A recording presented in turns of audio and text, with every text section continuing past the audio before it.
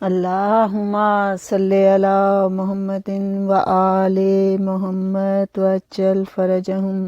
اجمعین۔ ان اللہ و ملائکتہ یصلون علی النبی یا ایھا الذین آمنوا صلوا علیہ وسلموا تسلیما۔ اللہم صلی علی محمد و آل محمد، اولنا محمد واسطنا محمد وآخرنا محمد وکلنا محمد۔ میں آج اپنے 11ویں امام حسن عسکری علیہ السلام کا ذکر کرتی ہوں، اپنے امام زمانہ کے والد گرامی کا ذکر۔ آپ کا لقب عسکری ہے،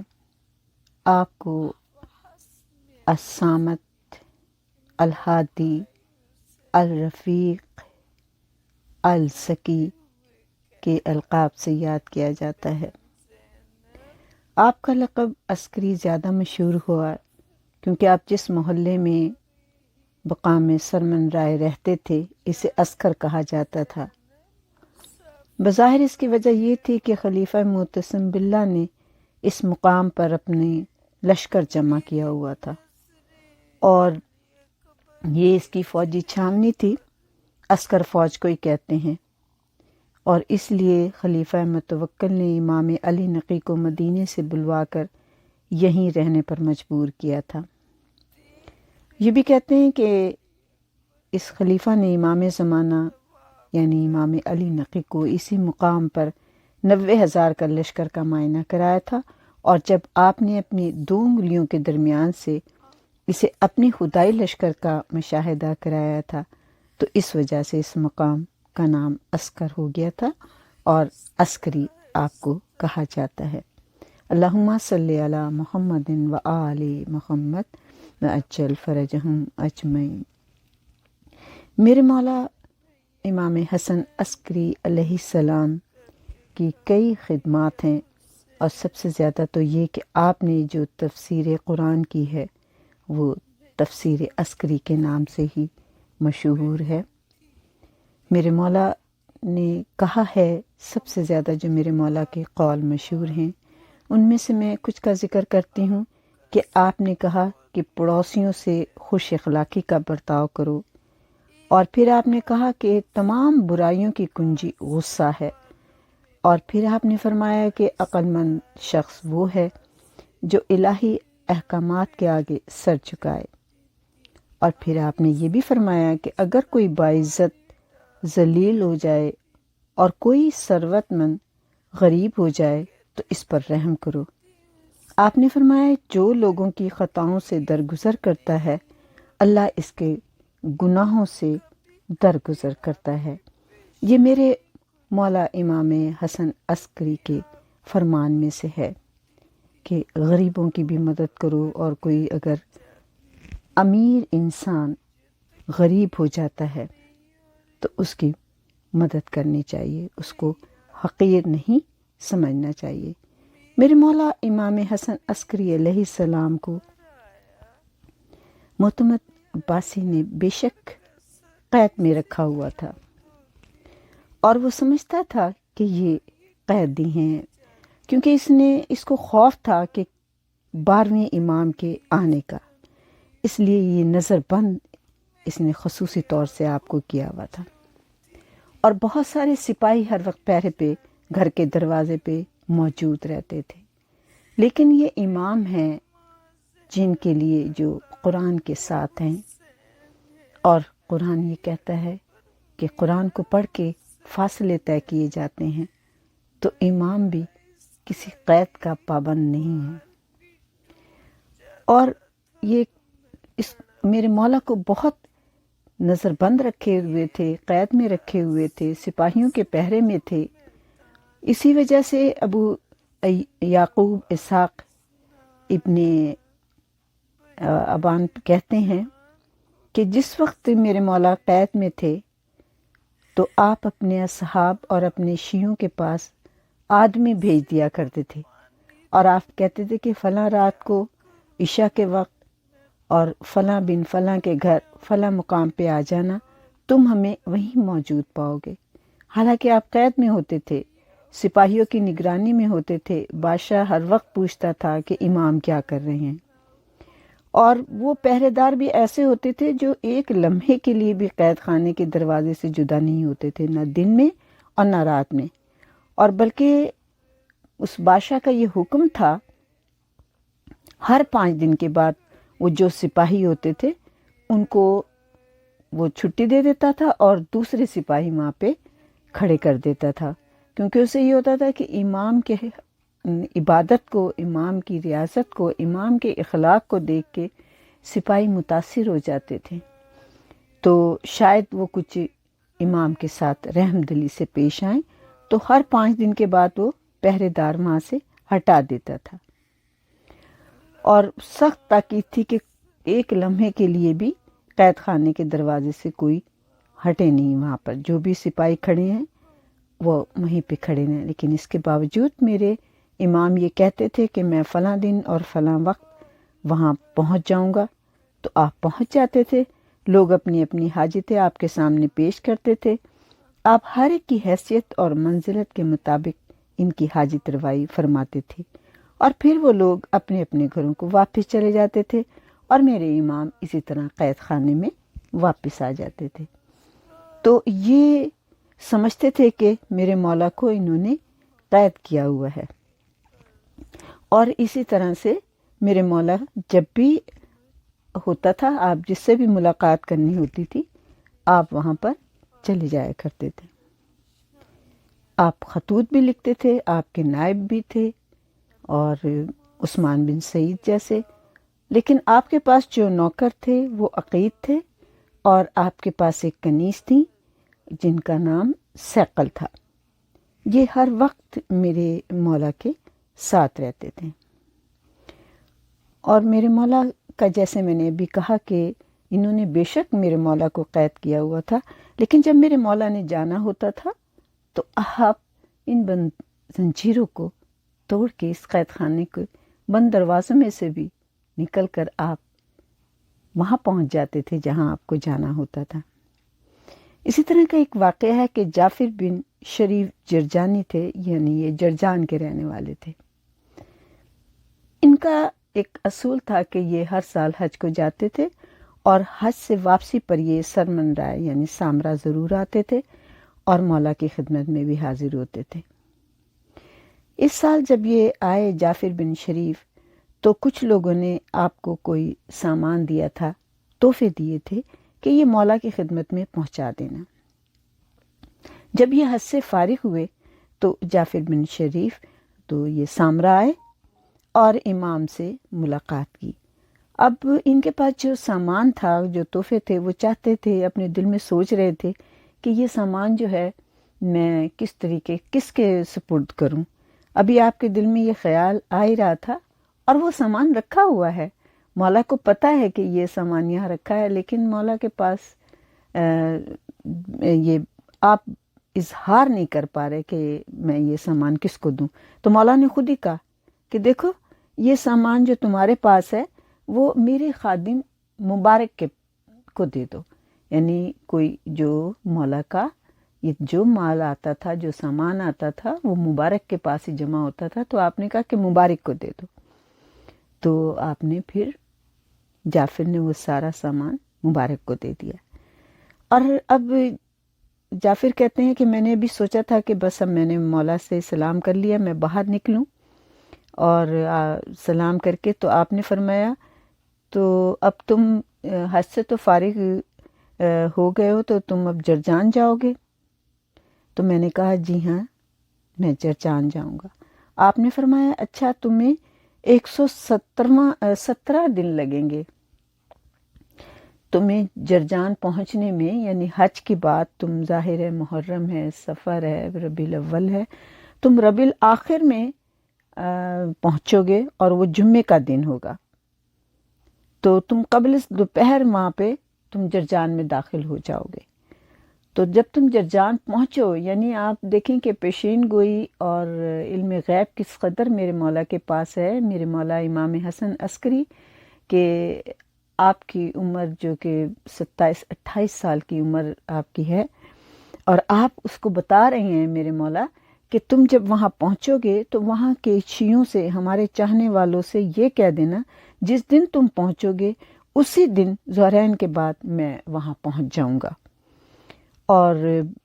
ان سے کہنا کہ ان کی جو بھی مشکلات ہیں، جو پریشانیاں ہیں، جو حاجتیں ہیں، وہ اپنے یاد کر کے رکھ لیں، میں وہاں پہنچوں گا اور انشاءاللہ تعالی ہم وہ ساری پریشانیاں دور ہو جائیں گی۔ اور پھر آپ نے کہا کہ اچھا اب تم جاؤ، خدا حافظ، اور تم اور تمہارا سارا مال و اسباب سلامت رہے گا، اور تم اپنے اہل و عیال تک بخیر و عافیت پہنچو گے، کیونکہ اس زمانے میں یہ تھا کہ بیچ میں ڈاکو وغیرہ ہوتے تھے، سامان لوٹ لیتے تھے، قافلے لوٹ لیتے تھے، ظاہر قافلے کی صورت میں روانہ ہوتے تھے، لوگ آتے تھے جس جگہ سے بھی آنا ہوتا تھا، تو آپ نے کہا تم اہل و عیال تک بخیر و عافیت پہنچو گے۔ اور پھر آپ نے جب وہ روانہ ہونے لگے تو کہنے کہ سنو، تمہارے فرزند کے ہاں ایک بیٹا پیدا ہوگا،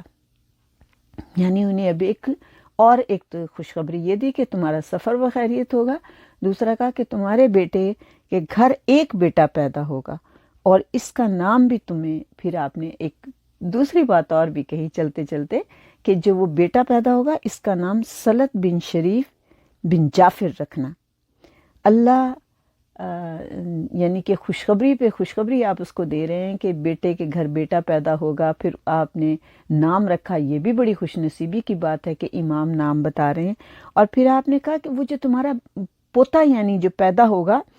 خداوند کریم اس سے اپنے دین کی تبلیغ کرائے گا، اور سنو وہ بھی ہمارے چاہنے والوں میں سے ہوگا، یعنی جو بچہ ابھی پیدا بھی نہیں ہوا، مولا اس کی بھی سارا مستقبل بتا رہے ہیں کہ وہ دین کی تبلیغ کرنے والا ہوگا اور وہ ہمارے محبت کرنے والوں میں سے ہوگا۔ تو یہ ظاہر ہے جسے اتنی خوشیاں مل رہی ہوں وہ کتنا خوش ہوگا۔ تو وہ کہتے ہیں کہ میں خوش ہو گیا، جعفر بن شریف کہتے ہیں کہ میں بڑا خوش ہوا، اور میں نے کہا مولا میں ایک بات آپ سے ذکر کرنا چاہتا ہوں۔ تو میرے مولا نے کہا کہ ہاں تمہیں دیر میں یاد آیا، بتاؤ کیا بات ہے، یعنی جیسے مولا جانتے ہیں اور اب وہ ان سے پوچھنا چاہ رہے ہیں کہ ہاں بتاؤ، چلو تمہیں یاد آ گئی ہے تو بتاؤ۔ تو کہا کہ فرزند رسول، جرجان میں جہاں میں رہتا ہوں وہاں آپ کا ایک چاہنے والا ہے، محب ہے، جس کا نام ابراہیم بن اسماعیل ہے، اور آپ کے دوستوں میں وہ بہت مشہور ہے،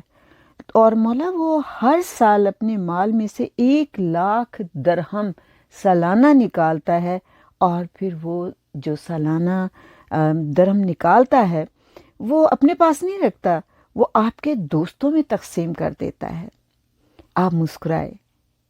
اور بڑے خوش ہوئے، اور آپ نے فرمایا کہ اللہ کا شکر ہے کہ ابو اسحاق، اچھا آپ دیکھیں کہ انہوں نے کہا تھا ابراہیم بن اسماعیل، اور میرے مولا پورا نام لے کے کہتے ہیں کہ نہیں سنو، ابو اسحاق ابراہیم بن اسماعیل ہمارے چاہنے والوں میں سے ہے، اور ہمیں معلوم ہے اور ہم بہت خوش ہیں اس سے،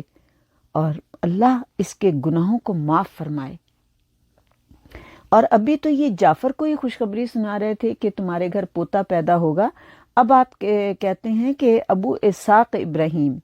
یعنی کہ آپ نے پورا نام اس کا لیا تھا کہ ابو اسحاق ابراہیم جو اتنا 1,00,000 درہم ہمارے چاہنے والوں میں تقسیم کرتا ہے، اللہ اس کے تمام گناہ کو معاف فرمائے گا، اور سنو اس کو ہماری طرف سے بتا دینا کہ عنقریب اس کو خداوند کریم ایک بیٹا عطا کرے گا، اور اس بیٹے کی بھی پھر صفات مولا نے بیان کرنی شروع کی کہ جو حق کا قائل ہوگا،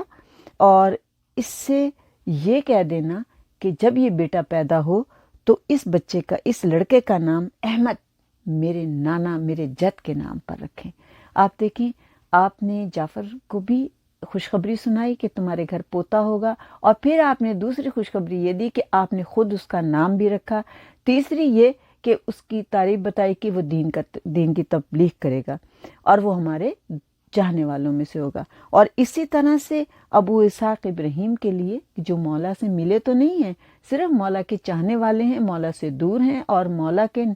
چاہنے والوں کو ہر سال 1,00,000 درہم تقسیم کرتے ہیں، تو مولا یعنی جانتے ہیں اور خوش ہو کے مولا کہتے ہیں کہ اس کے گھر بھی اب خدا اس کے گناہوں کو بھی معاف کرے گا، اس کے گھر ایک بیٹا بھی پیدا ہوگا، اور وہ بیٹا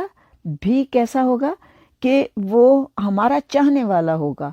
اور جو حق کا قائل ہوگا، یعنی خدا کا ماننے والا ہوگا، خدا کے دین کی تبلیغ کرنے والا ہوگا یہ بچہ بھی، اور اس کا نام بھی میرے مولا نے اپنے جد کے نام پر احمد رکھا۔ اس کے بعد آپ نے کہا کہ اب تم جاؤ، تمہارا سفر خیریت سے ہوگا، اور میں تمہارے پاس ظہر کی نماز کے بعد تمہارے گھر پہنچ جاؤں گا، اور تم وہاں ہمارے سارے چاہنے والوں سے کہہ دینا کہ وہ وہاں آ جائیں اور اپنی حاجتیں جو سوال ہم سے کرنے ہیں وہ سب کرنے کے لیے آ جائیں۔ جعفر بن شریف کہتے ہیں کہ میں سرمن رائے سے رخصت ہوا، اور میں صحیح و سلامت، جیسا کہ آپ نے فرمایا تھا، جمعے کا دن تھا اور 3 ربیع الاخر تھی۔ میں قبل از دوپہر، یعنی کہ دوپہر ابھی نہیں ہوئی تھی، میں جرجان پہنچ گیا۔ میرے سارے دوستوں کو اطلاع ملی کہ میں آ چکا ہوں، تو سب مجھے مبارکباد دینے کے لیے آنے لگے۔ جو بھی میرا دوست آتا، میں نے ان سے کہا کہ آج ہی امام حسن عسکری علیہ السلام نے وعدہ فرمایا ہے، وہ آج سپہر میں یہاں تشریف لائیں گے،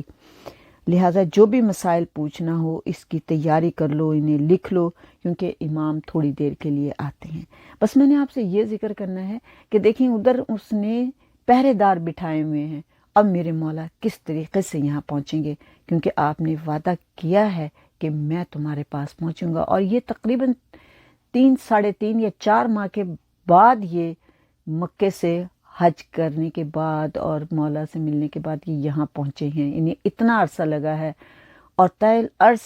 زمین کیسے فاصلے سمیٹ لیتی ہے، ہم یہ کہتے ہیں کہ قرآن کو پڑھنے سے فاصلے سمٹ جاتے ہیں۔ میرے امام کیسے بتا رہے ہیں کہ قرآن اور ہم ایک ہیں، کہ آپ نے فرمایا کہ میں پہنچوں گا تو اب سب لوگ کہہ رہے ہیں کہ وہاں سامرا سے یہاں کا فاصلہ بہت ہے، تم اتنے ماہ میں پہنچے ہو، کچھ ایسے بھی ہوتے ہیں نا، تو مولا کیسے پہنچیں گے؟ اور ہم یہ کہتے ہیں کہ جس طرح سے کہا جاتا ہے کہ 40 جگہ میرے مولا علی کیسے ایک وقت میں پہنچ گئے تھے۔ اب یہ دیکھیں یہ ان کے بیٹے ہیں کہ انہوں نے وعدہ کیا ہے، سپاہیوں کی قید میں ہیں، قید خانے میں ہیں، چاروں طرف سے سپاہیوں نے گھیرا ہوا ہے، اور نہ صرف یہ کہ ان کے قید خانے کے گرد میں، بلکہ وہ تو تھی فوجی چھاونی، وہاں تو نکلنا ہی گھر سے باہر بہت مشکل تھا۔ اب میرے مولا کیسے آتے ہیں؟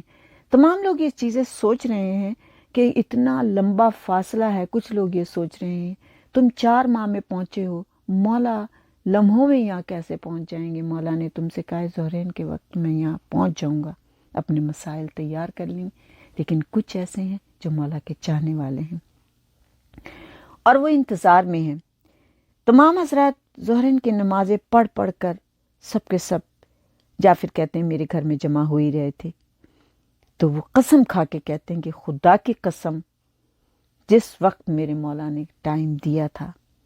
اس وقت ابو محمد حسن عسکری علیہ السلام تشریف لے آئے۔ آپ میرے مکان میں داخل ہوئے جہاں سب لوگ جمع تھے، چاروں طرف خوشبو پھیل گئی تھی، ایسا لگ رہا تھا جیسے کئی روشنی میں اور اضافہ ہو گیا تھا۔ آپ نے آتے ہی سب کو سلام کیا، جتنے لوگ تھے انہوں نے آپ کا استقبال کیا، آپ کے ہاتھوں کو بوسے دے رہے تھے، آپ کے ابا کو چوم رہے تھے۔ آپ نے فرمایا، سب کو بیٹھنے کا اشارہ کیا، جب سب بیٹھ گئے تو آپ نے میری طرف دیکھا، جعفر کہتے ہیں کہ میری طرف دیکھا اور کہا، جعفر بن شریف سے میں نے وعدہ کیا تھا کہ آج دن کے آخری حصے میں آ کر تم لوگوں سے ملوں گا، اور سنو، میں نے نماز ظہرین سامرا میں سرمن رائے میں پڑھی ہے۔ یعنی مولا، یہ جو لوگ یہ سوچ رہے تھے کہ 4 مہینے کا فاصلہ لگا ہے تمہیں یہاں، جعفر بن شریف سے نے جب کہا تھا کہ مجھے اتنا عرصہ لگا ہے، تو وہ یہ اپنے دل میں سوچ رہے تھے کہ 4 ماہ کا عرصہ لگا ہے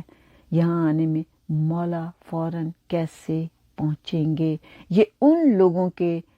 سوال جو دلوں میں اور دماغوں میں تھے، اس کا میرے مولا نے جواب دیا۔ آپ نے فرمایا کہ میں نے ظہرین کی نماز سامرا میں پڑھی ہے، اپنے قید خانے میں پڑھی ہے، اور میں نماز پڑھ کر وہاں سے چلا ہوں اور اب یہاں پہنچا ہوں۔ یہ زمین کے فاصلے ہمارے لیے کچھ نہیں، کیونکہ میں اس محمد صلی اللہ علیہ وآلہ وسلم کی اولاد میں سے ہوں کہ جو زمین سے آسمان کے راستے طے کرتا ہوا عرش تک گیا تھا، اور دروازے کی کنڈی ہلتی رہی تھی، بستر گرم رہا تھا اور وضو کا پانی بہتا رہا تھا، اور اتنے ہی لمحوں میں میرا رسول تمام عرش کی سیر کر کر واپس آ گیا تھا۔ تو اولنا محمد و اوسطنا محمد و آخرنا محمد و کلنا محمد، یہ تو سب کے سب محمد ہیں۔ اللہم صلی علی محمد و آل محمد۔ آپ نے ان لوگوں کے جو دماغوں میں اور دلوں میں سوال تھے اس کا جواب دیا کہ میں ظہرین کی نماز پڑھ کر چلا ہوں اور اب پہنچا ہوں۔ تاکہ پھر آپ نے آگے بھی کہا، کیونکہ میں نے جعفر سے وعدہ کیا تھا، میں ایفائے عہد کے لیے یہاں پر آیا ہوں۔ میں نے وعدہ کیا تھا کہ میں آؤں گا اور میں یہاں اپنے وعدے کو پورا کرنے کے لیے میں آ گیا ہوں۔ اب آپ اپنے اپنے مسائل اور ضروریات میرے سامنے بیان کریں۔ چنانچہ